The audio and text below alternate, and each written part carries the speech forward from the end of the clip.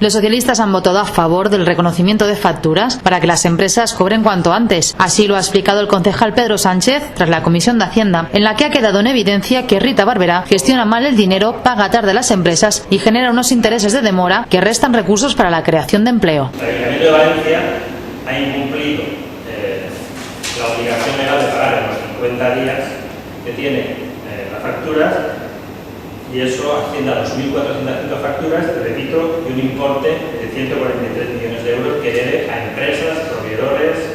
La deuda de la Generalitat Valenciana con la ciudad de Valencia de ejercicios cerrados, es decir, anteriores a 2011, concretamente van del 2004 al 2010, es de 18 millones y medio de euros.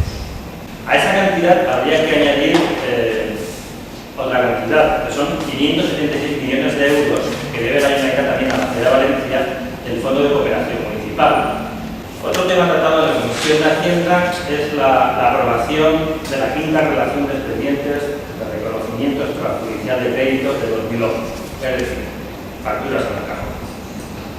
Con este expediente lo que se demuestra es que sí que había facturas en los cajones, que a diferencia o digamos, en contra de lo que dice el Partido Popular, no paga a tiempo, y por tanto con esta quinta relación en la que llevamos de año han aflorado nuevas facturas.